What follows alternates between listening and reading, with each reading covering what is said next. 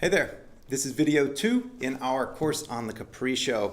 So in the first video we talked about getting clear about what's practice, what's not practice, practice versus playing, and also we talked about learning in layers, and we're going to expand on that in this video. So learning in layers, whenever we're practicing, we want to just do one thing at a time, do it really well, and then move to the next. That way we form this foundation that we can grow on so that everything that we're doing is solid, right?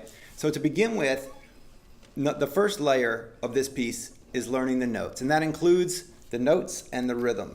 So like we mentioned before, we have these sections, and then we're going to also go through and clap the rhythms, make sure we know the rhythms. What is this rhythm right here?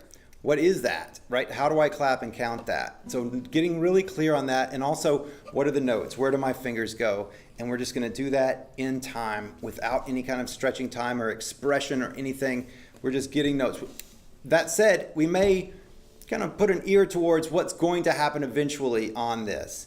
And knowing that, our swells and fades and everything, then we can start to look at that. But the main point is not to do all that. The main point is to get our fingers knowing where they want to go, so that then we can work on that as well.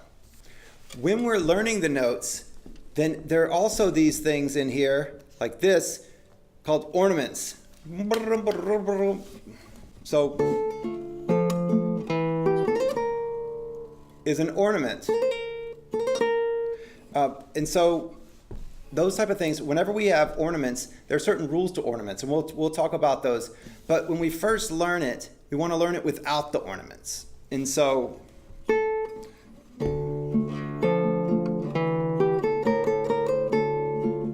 very clean, very straight.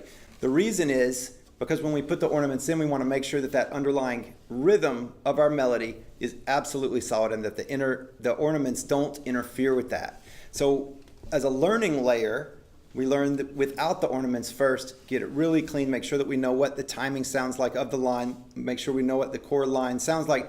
Then we can put the ornaments back in there and know that they are just adding to it instead of subtracting from it and making it out of rhythm or ugly or something like that. So learn first without the ornaments, then put the ornaments back in after we get it in our ear what it really should be.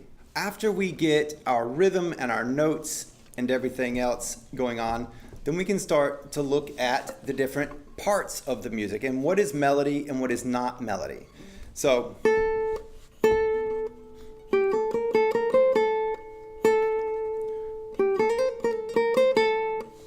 little clumsy there, but it's knowing exactly what's the melody and what's not the melody, and then deciding what should be loud, what should not be loud, what should be in the background. These need to be quiet. That needs to be quiet. The little interior voices. So knowing that and really getting clear on what is what, and so we can create a three-dimensional sound. We have the melody up front, then the bass is behind that, and then the accompaniment, the interior voice stuff is all the way quietest. So then getting that, working on that so that we can still play in time.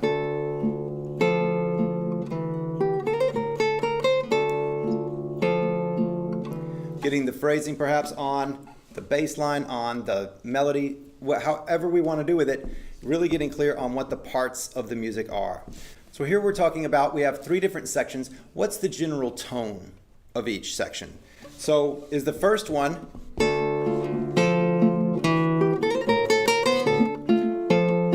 well, what's the second section, which is it quiet and gentle? Or is it the same as the first? Or is it really melodic? Does it slow down at all? Is it the same speed? What is all this? So this starts to speak towards color and texture of the bigger sections, and also any sort of rhythmic patterns we have. Like I like to, there's an accent on that second beat of that, or there's an accent on that note, so how are we gonna do it? How are we gonna think about it? And these things that go all the way through the piece, because that's in the first section, it's in the second section, and it's in the third section. So how are we going to handle it? And are we going to handle it the exact same in all three sections, or are we going to change it? So we start to look at those type of the different little elements, the musical elements that make up the piece, and the way we're going to think about the different sections and the different rhythms and the different patterns in our music.